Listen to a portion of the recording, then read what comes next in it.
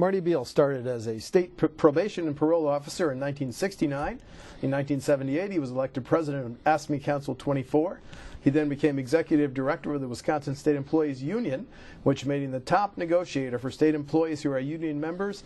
But he's retiring, and the changes he has seen in recent years. Marty Beil, thanks for stopping in. Well, thanks for having me, Steve. It's always a privilege to be on your show. Thank you.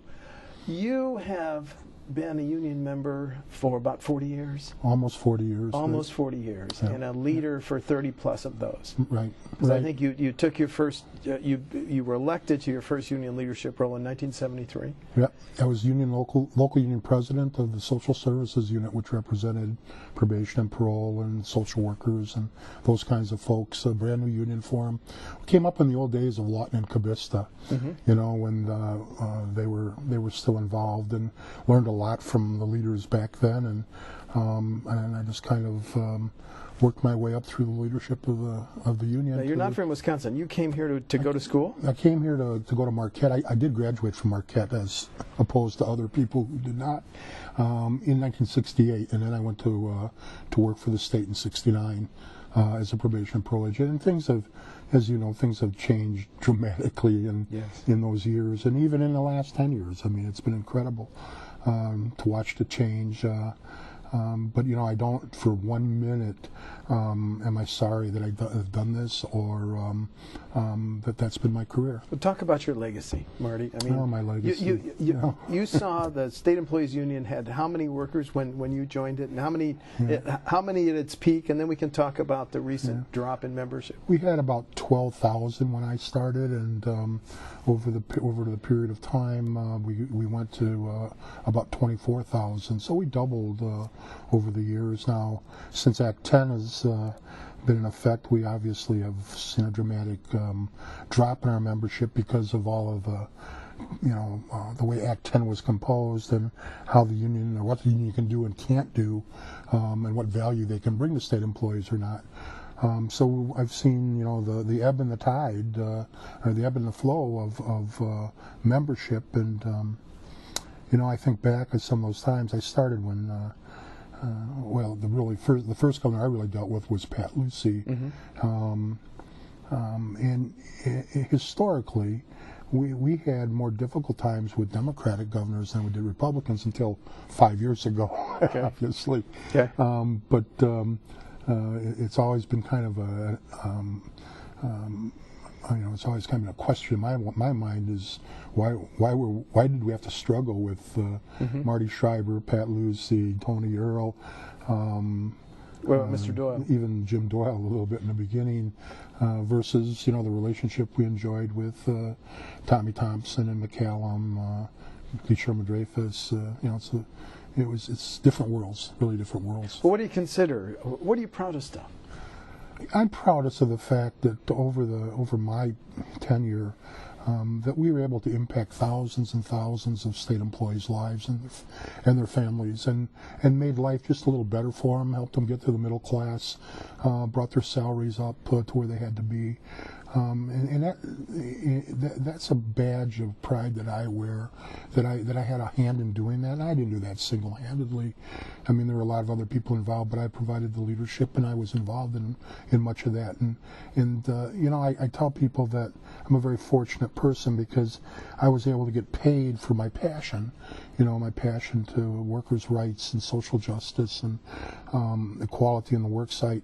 A lot of people believe in that, but they don't have the opportunity to be paid and do it every day. I did, which was an incredible privilege for me. Let's go back to the 70s and 80s. When you asked state employees or public employees to join a union, what did you say would be the benefit, the upside? Sure. You pay X number of dues, but you would get what? Yeah, the issue would be that if you would join the union, then we would bargain a contract for you. We would provide advocacy for you if you got in trouble at the job.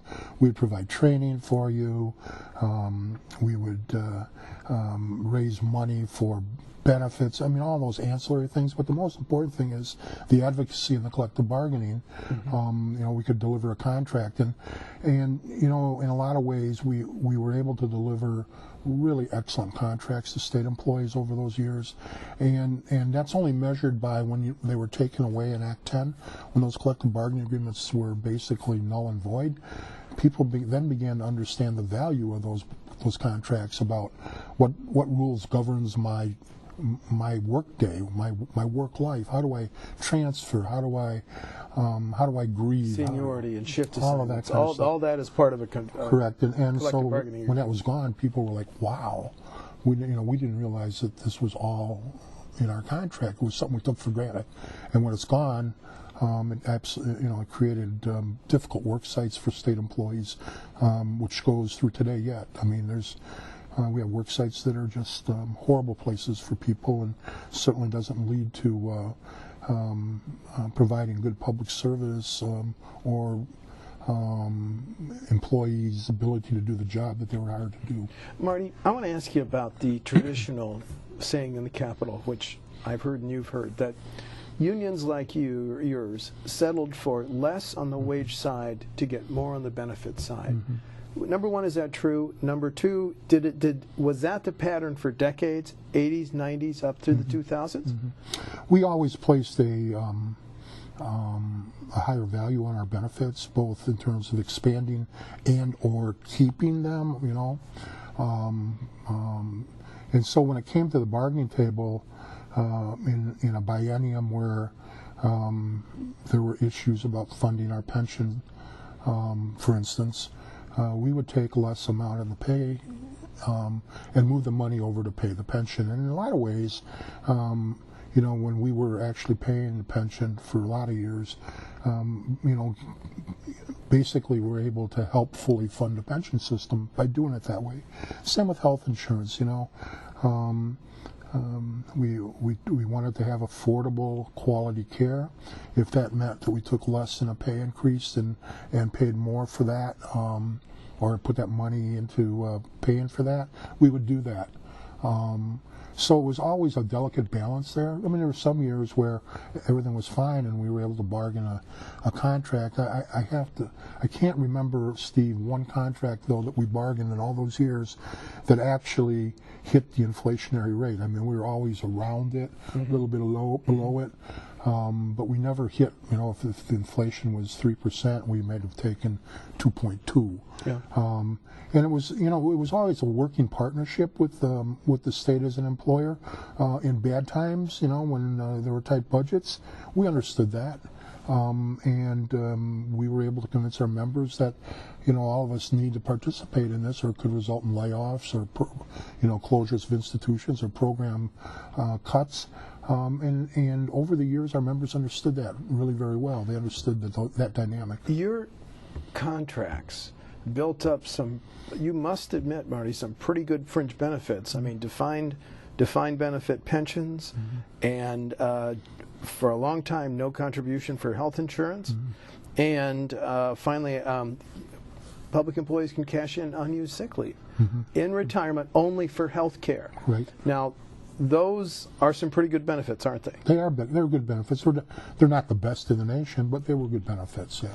And this led in 2010 to then candidate Governor Walker saying, it's between the haves, the public employees, and the have-nots, you taxpayers who are paying for this benefits. When Governor Walker opened up that as a major campaign theme, your reaction, Marty? My reaction was that I couldn't understand why this candidate for governor was into this divisive discussion. Because clearly we weren't the haves, and this whole thing about haves and have-nots. I mean, if you would have compared us at that time to other unionized workers, we were probably in the middle of all of that. But clearly he and his comrades basically thought they could win political points by creating this divisiveness and basically negative picture of public employees. And not to give him any credit, he did that. I mean, we see that. We see that now. We still see the results. 5 years later of this divisive campaign that he set up, where people are I mean, families can't talk at Thanksgiving dinner if one's a public employee. It was a very negative climate that was set up, and unfortunately, I think took away from a lot of the Wisconsin that we knew.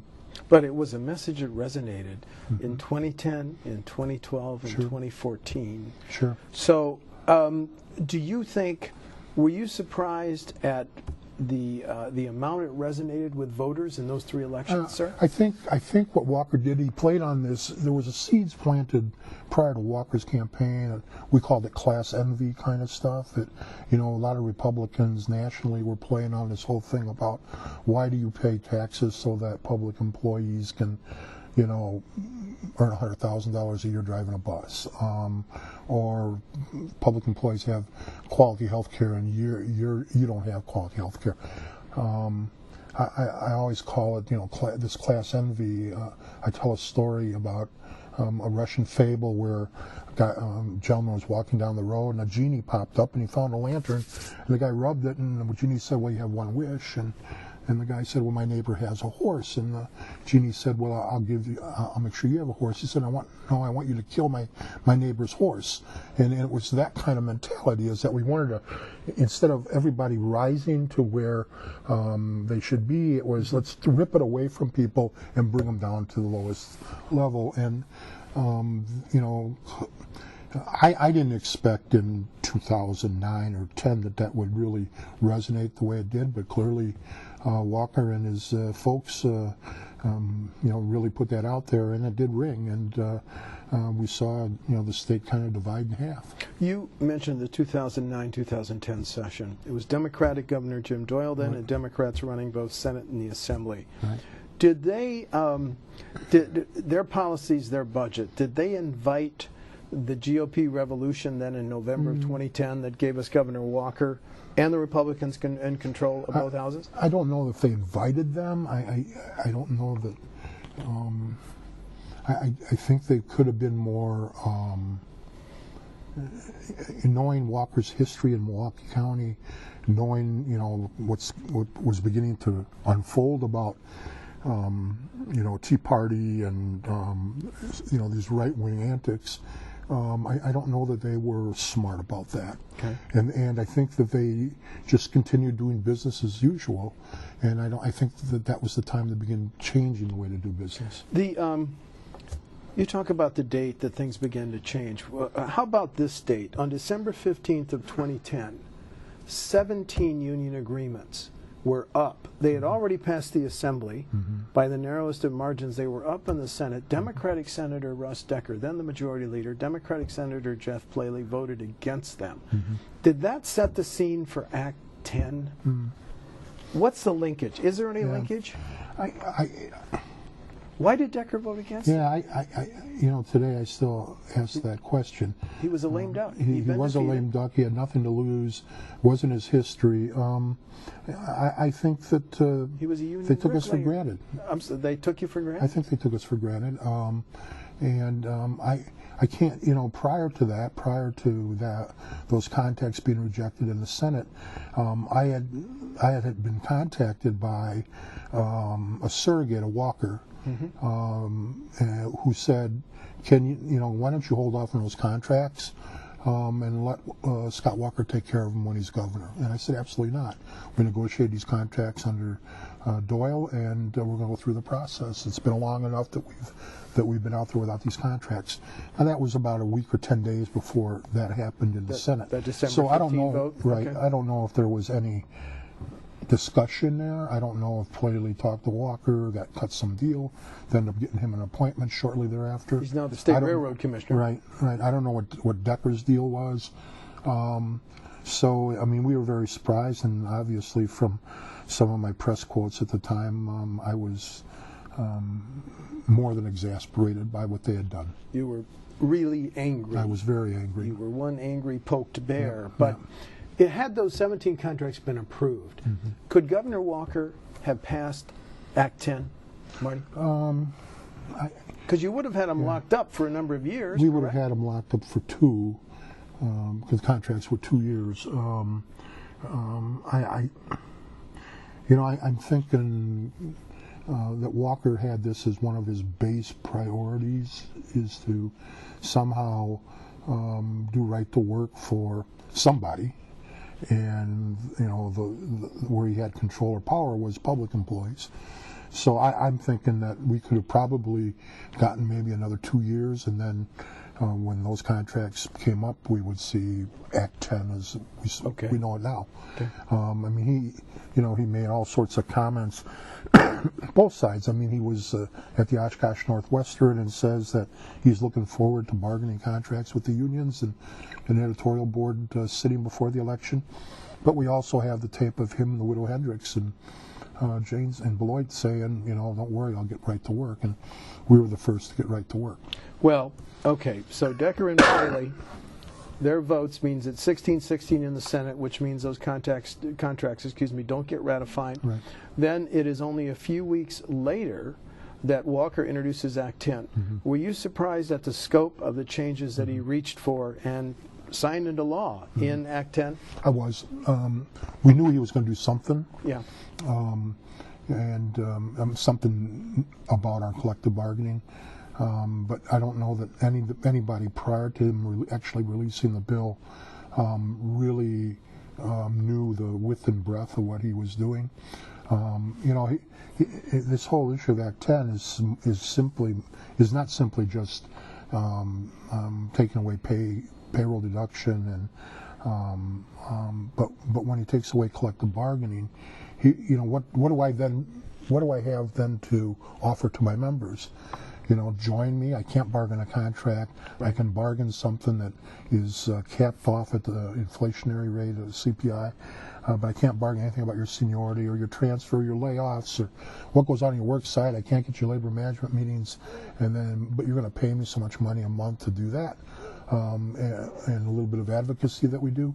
I mean, that was kind of a perfect storm. I mean, this was pretty well thought out. Is that, you know, and if you remember, after Act 10, he said we want the unions to stand on their value of what they provide to their members. Well, he took away everything we could do to provide anything of value, for the most part. So in that context, he created this environment where people said, you know, they lost money out of their pockets on their furloughs, on their dole, you know, and then they took a hit in terms of no pay increase, increases in their pension, increases in their health insurance, and we had people in serious economic problems, and they're making decisions about, is it the house note or my union dues? And it was a very difficult time to watch that happen. He billed that as good public policy. Correct. And again, going back to the haves and have-nots, and he wanted to put, you've heard him say it, local government leaders in control of their budget, and Act 10 did, because we were in a fiscal crisis, so they were going to be dealing with less state aid. So he bills it as good public policy. My question for you is, was it pure political retribution? Yeah, it was. And let me point out, let's talk about good public policy. And, you know, I only can think about this now because I'm in the process of going through my office and looking at a lot of stuff for the last 30 years as I retire here. But, you know, and I know other public employee unions, but I can speak about the state employees. We received national recognition and statewide recognition for, you know, collaborative efforts with this employer.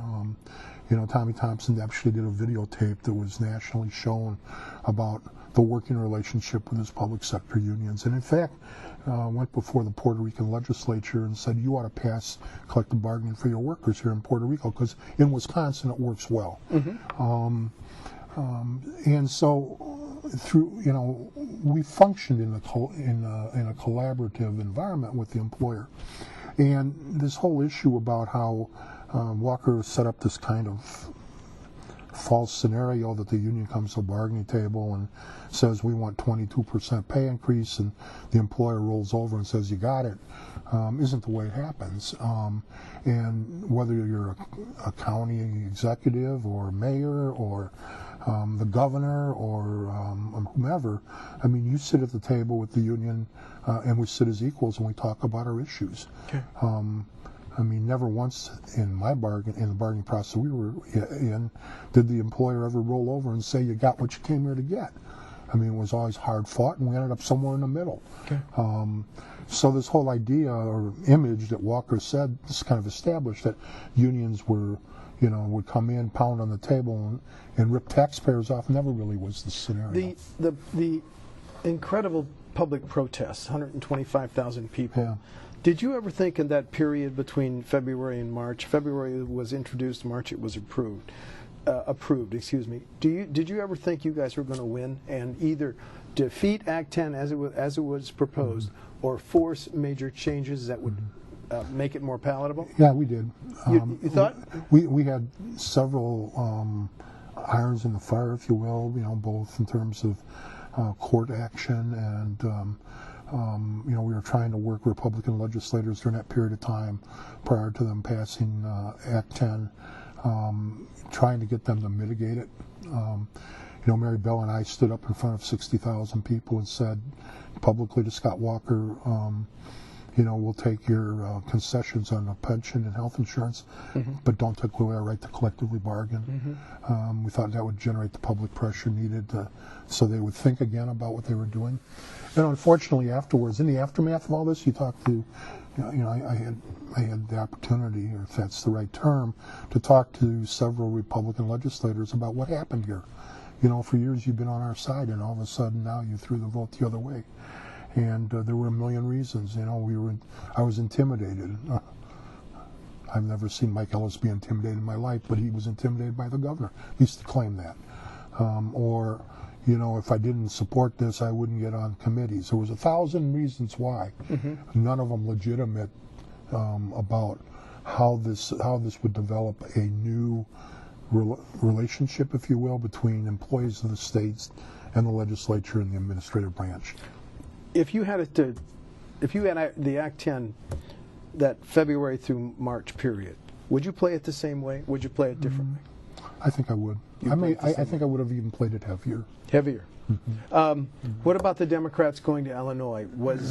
Were you a part of that decision? Once they left, did you try to make overtures through them to try to change Act 10? I personally wasn't part of the decision, but once they did go, there was contact made, as there was by Governor Walker and his people too, with the senators in Illinois. I lauded them. I thought what they did was a brave thing, innovative, obviously, and thought maybe that might have at least bring some sanity to a discussion table about restoring pieces of our collective bargaining. That didn't work either. Okay. Is Governor Walker a masterful politician? And the reason I ask is he won in 2010, he beat the recall in 2012, and he just won re-election in 2014. Yeah. How have you watched him? Now, did you have negotiations with him when he was in the Assembly from 93 through 2001? We negotiated contracts when he was in the Assembly, and he voted for them. Okay. The only thing I had a lot of interaction with Walker when he was in the Assembly was that he was the crusader to privatize prisons. He was like the mouthpiece for the Corrections Corporation of America, and so representing a lot of workers in the state prisons, I had a lot of interaction with him and his folks about why this wasn't a good idea. And obviously we prevailed there because they didn't contract any prisons here in the state. But to your first question, do I think Walker is a masterful politician? No. I think Walker is a politician that takes advantage of wherever his audience is at, and flip-flops on issues. It's incredible to me to watch this guy say one thing 1 month and the opposite 2 months later. I don't call that masterful.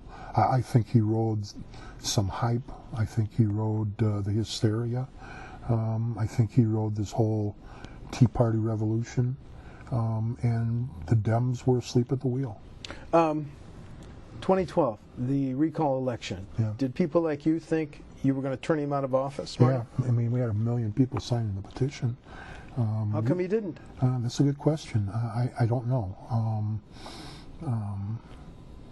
We worked very hard. We thought we had a very good opportunity to turn him out of office.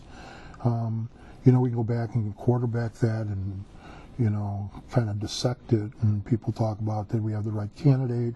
Did we have the right message? Should we have done this versus that? That's all water over the dam. I thought when we hit the 1 million signature mark that we stood a good chance of taking him out. But he got more votes in the recall they did in 2010. Absolutely. Talk to me about the Democratic Party. Does it not have the organization or the message or the candidates to do better in this state? Yeah. I think if there's one thing I have to say about the Democratic Party vis-a-vis the Republican Party is that it's obvious that the Republican Party has been working years and years and years about putting together a bench of candidates. You can see that. Take a look at what's going on across the street over there. They've been involved in local races, school board races, county board races. They move their people through a cycle, an educational program, and all of a sudden, here's a name you never heard before and wins a state assembly seat fairly significantly. The Dems, up until a couple of years ago, never did that. They just kind of took whoever came up. And people would say, yeah, he's a good guy or a nice woman, and they'd run that person. And I think that the Dems had issues with the kind of bench they had.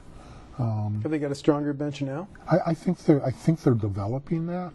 But they're years behind. Well, who impresses you as potential candidates for governor? For governor right now? In 2018? I can't tell you. You can't name one? No.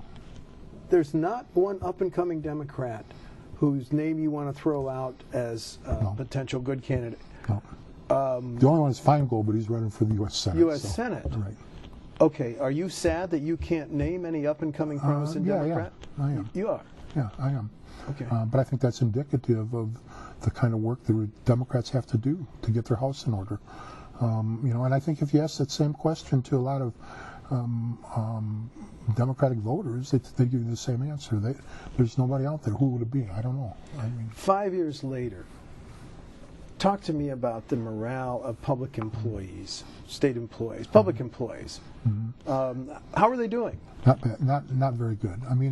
I describe state work sites as cesspools, and I'm not very far from the truth. Are you talking prisons? I'm talking across the board. Cesspools? Oh yeah. Let's talk with prisons. Prisons are so short-staffed. It's incredible. Overtime is off the charts. At Columbia Correctional Institution, they're working. Those officers are working 12, 16-hour shifts. Part of the reason is that the working conditions are so bad they can't retain people. People are leaving, retiring, and then they bring in 6, 8 people, brand new people. They last 2 weeks. They quit. We're not going to work in this kind of a setting. They are not nice places. Are prisons the worst example of your term cesspools? I think most 24/7s, prisons. We have a lot of overtime in our centers and mental health institutes. King Veterans Home. We actually had people working 3 16s a week and then 2 8s. So people are working tremendous amounts of hours, but also with that incredible work schedule is that there's no value to what they do. When they try to talk to their supervisor, they try to talk to their warden, try to talk to the secretary of the department, they're turned away. They're told, like in corrections, I've got several emails where the Secretary of Corrections writes emails to workers who are raising issues saying, if you don't like this, you can go work somewhere else. Go back to the Tommy era. Yeah. You used to have breakfast almost weekly with a corrections secretary, didn't you? Oh, we had an incredible working relationship. In fact, some of your members said you were too close to that corrections secretary. Right, but we did a lot of things. And we did a lot of things collaboratively. Things were good in corrections. People were working schedules. People were compensated properly. Issues were dealt with, whether it was overcrowding or, the new prisons that were built under Tommy. We did a lot of things collaboratively. I think that, that kind of showed what happens when management and the union can work together. If we were in that scenario with, having to build new prisons and changes going on in corrections today under Walker, it would be a whole different scenario, and it would be brutal. Do you think Democrats are going to stay out of power because you can't name any promising candidates for governor, and the reapportionment maps won't be drawn until 2020 for the foreseeable future? Yeah, I would hope that the Dems can make some gains in the legislature. I don't see them taking it back in the next two years, but make significant gains. I would hope that somehow we could get to a point of having some impact on reapportionment. Reapportionment, has kind of created a lot of the political issues that we face today, we need to have a fair way of drawing lines, and I think the only way to do that is if you have a party in power that's willing to talk with the other side and to actually commit themselves to drawing fair lines rather than political lines. One impact of Act 10 has been the forced merger of the three AFSCME councils, correct? Mm-hmm. 24 and 48 and what other? Council 40. And now there's just one, Council correct? 42, correct. And how many members does it have? Probably about 15,000. 14 or 15,000. Mm-hmm. We only have a few minutes left, so let's talk about, are you surprised? I want to ask the question this way. When union leaders nationally ask you about Scott Walker's arc and his being mentioned as a top-tier Republican presidential candidate, Marty, tell me about Scott Walker. What do you say? We do. We tell them exactly what Scott Walker's done to public employees. In the last couple of years, we spent a lot of time going around the country talking to other public employee leadership around the country, talking about the evils of Scott Walker. I'm sure when Walker hears this, he says, I said, big unions are against me, but we're very candid and truthful with people who ask us about Scott Walker and what he's done here. How's he treated public employees? What does it mean? We try to compare it to what it would mean in their state or in whatever public sector they've come from. And I think, candidly, I think that this rise of Scott Walker to kind of the top tier, the air is going to go out of that balloon, I think, pretty soon. And so you don't see him as a Republican presidential candidate nominee? Well, I don't see him as a nominee, absolutely not. Okay. I see him playing around out there.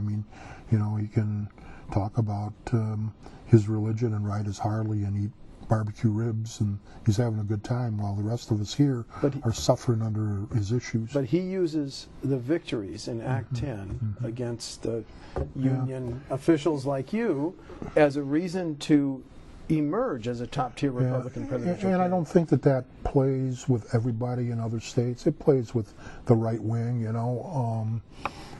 but I don't think it plays with a whole majority of people. I'm sure it doesn't play well in Minnesota. Minnesota's stayed pretty progressive in the last elections. I'm sure it doesn't play well in some of the heartland in terms of Ohio or Pennsylvania.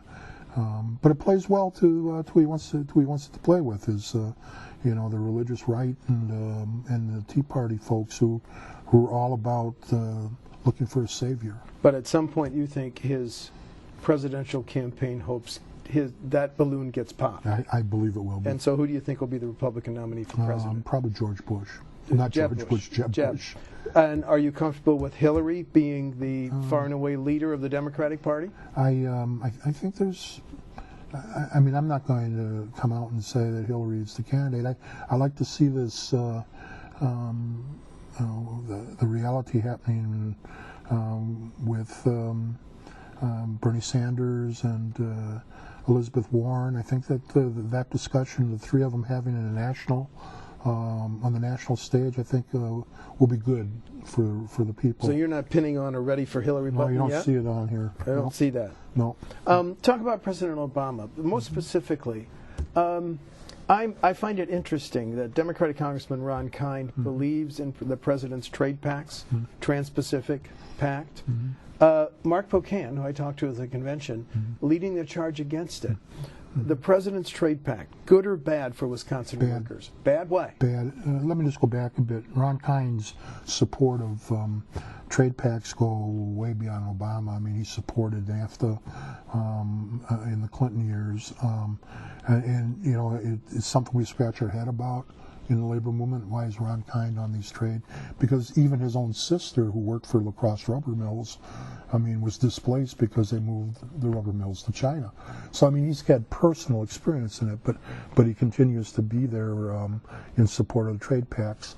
Is Kind no friend of labor, Marty? He always has been, you know, and we've always tried to talk to him about his support of trade pacts. But I think this last time with the TPP, it'll be very difficult for labor to move behind him. I know that the Labor Council in La Crosse actually passed a resolution that really would be difficult for Ron Kind to get their support over there. Okay. I mean, you give the guy enough chances, what does it stop? So are you afraid for jobs in Wisconsin if the Trans-Pacific? I am very much. Manufacturing jobs, but not public I think, employee not jobs. public employee, but manufacturing jobs, which goes again to our economy.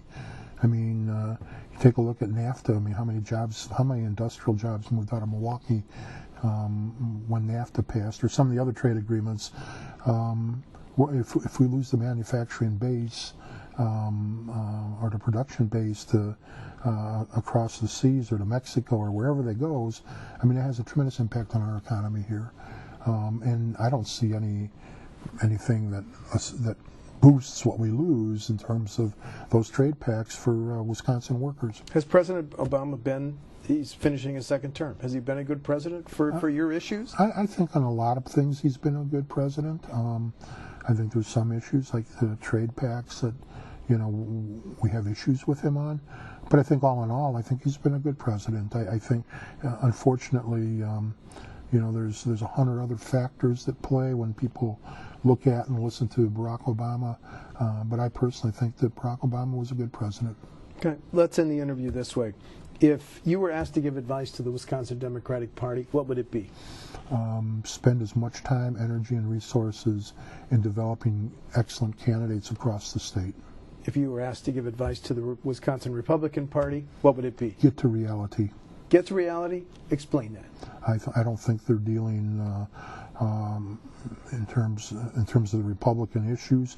I don't think that they are true Republican issues. They're political issues. I think that the Republicans need to get to a reality rather than make decisions about political issues. Does that pendulum swing back to the Democrats or in Wisconsin, or is it a long way off? I think it'll swing back. I don't know how long. It might be 6 or 8 years, might be longer.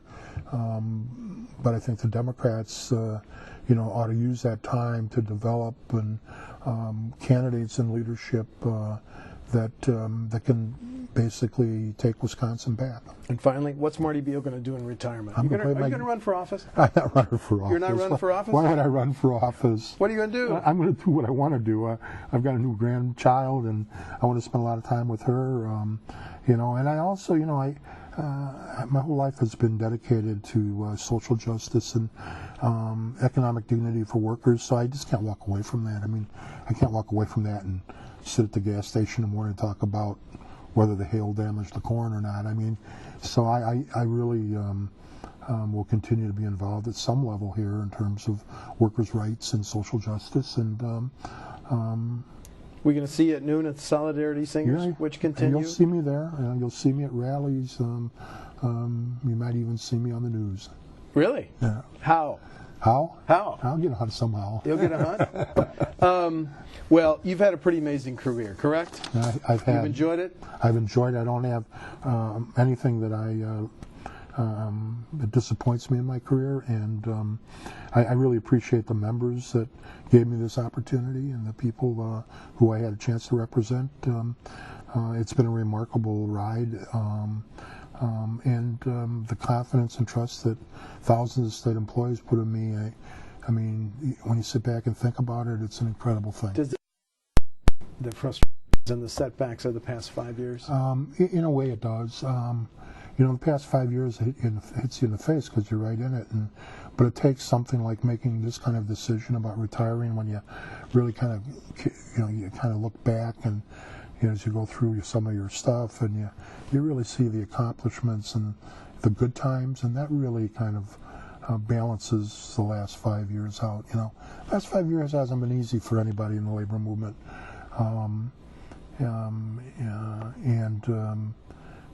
I think we need to take a look at the full picture here. I need to look at the full picture, and you really understand what you've done and how far things have come over the years. Marty Beil, Executive Director of the Wisconsin State Employees Union. Thanks for coming in to talk about a pretty amazing career. Thanks, Steve. Good luck in retirement, Marty. Thanks, Steve. Thank you. Thank you.